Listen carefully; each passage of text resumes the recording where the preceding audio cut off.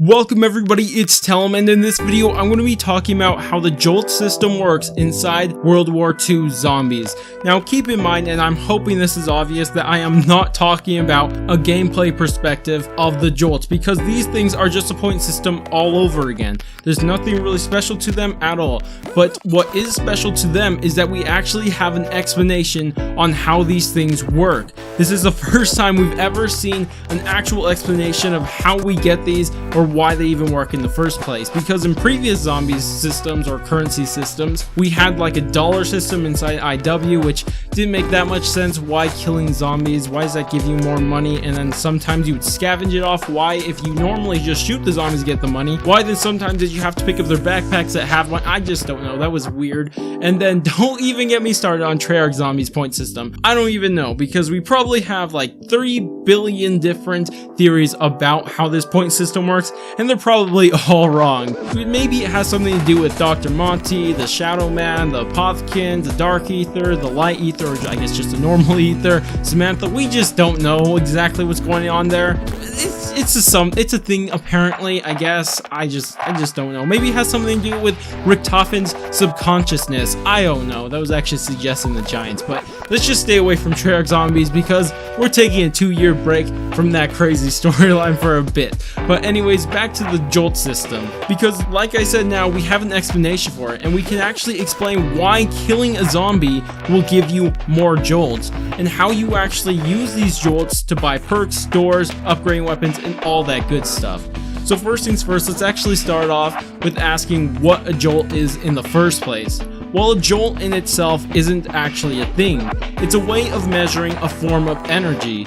And what this energy is actually the Geistkraft energy. And this was first introduced to us, well, I guess you could find that through multiple different ways for the first time, but to me, it was from Dr. Straub inside one of his clips. I'll actually link a video of where I play all those clips if you guys want to check that out. But the Geistkraft energy is used for so many different things. It can be used for normal energy, it can be used as a magnetic force, because obviously it's like an electric force. It's not like an element like Treyarch Zombies with their 115. It's just a form of energy similar to electricity. Well, I guess that's the most similar thing I could think of, because it's used as a magnet, because we do know magnets is an electric force, so it's pretty similar to an electric force, but it's probably not the exact same thing. It's pretty similar, but I highly doubt it's the same thing. But like I said, it can be used for a ton of different things. It can be used for making perks, it can be used to upgrade weapons, power up things in the game, which we will talk about further on inside this video. But like I said, there's just so many things it could be used for. And one of the most important things it could be used for is to bring dead bodies back to life, but of course, zombified. And this is where it starts to explain why killing these zombies gives us more Jolts. Because remember what I said, Jolts is a way of measuring how much Geistkraft energy you have. So when you kill a zombie, you are taking its Geistkraft energy from it.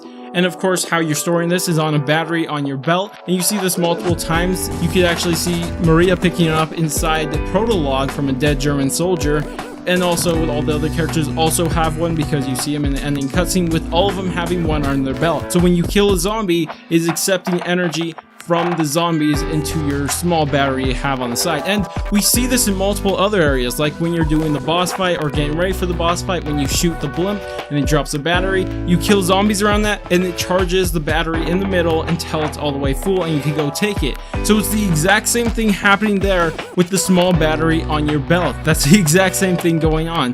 Now the problem with that is you are also gaining energy from killing those zombies, but that's just probably a gameplay reason. It'd be kind of dumb if you weren't getting points for that, but anyways, that's all besides the point. But of course, once you have it on the battery on your belt, you could go ahead and use it freely. You could use it to buy perks, buy doors, and buy upgrades. Now keep in mind that it could be used in multiple different ways, and this is why you have to charge these perk machines, because the perk machines are using Geistkraft energy, but you need to put more Geistkraft energy for you could take that ability, because you have to think about it from like a powered off machine. Like, you can't really access anything without power. So once you added power to it, then you can now buy your perk. And with the door, all you have to do is charge up the door for it to open. It actually makes sense why you have to give the door some points, because you are not just giving it points, you are giving it a form of energy, and you're giving it the Geistkraft Geistkraft energy to open up. Now it kind of seems simple to be using this Geistkraft energy that's used for so many different things just to open the door, but that's just something that they had to fit into the story, which is regardless really cool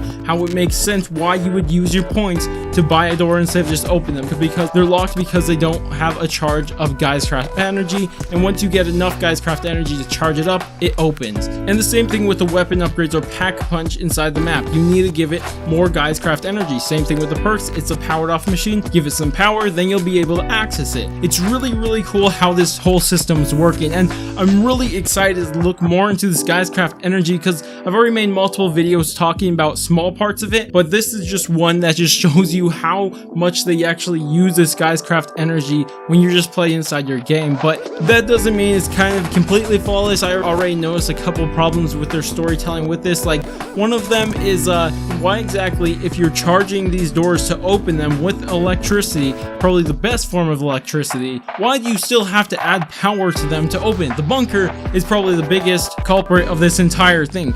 So we're going to go ahead, we have Geistkraft energy on our belt, why don't we just straight up use the energy to open up this door? But no, we have to add more power to it, and then after that, we don't even get the door for free after that because we already added power to it. We have to add even more power to it. Like, come on, maybe they made some special thing where you could maybe have to use 2 different types of energy to open up these doors, maybe, but seems unlikely, but I guess that's one way you could explain it. Another one that I kind of already pointed out is because when we're killing zombies, like around the batteries, why do we have to kill zombies around it to collect the Geistkraft energy from there? Shouldn't we just get the Geistkraft energy we stored up on our battery and just give it to the other battery? It seems more efficient, I'm just saying. But anyways, that's about it for this video. Tell me what you guys are thinking. Personally, I'm really fascinated with this whole Geistkraft energy type of deal thing. It's so cool, and I absolutely love what they're doing with it. To actually explain how a point system works and how the doors work, holy crap,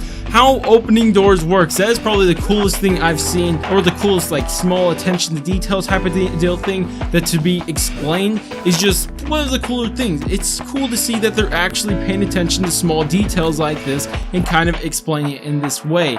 I just absolutely love it. But again, tell me what you guys think about this whole thing. But anyways, that's about it for me. If you guys did enjoy the video and left a thumbs up, subscribe, bell, and especially shared, that's the best one, then I thank you guys so much for doing so. But I'm gonna go, and I will catch you guys on my next video.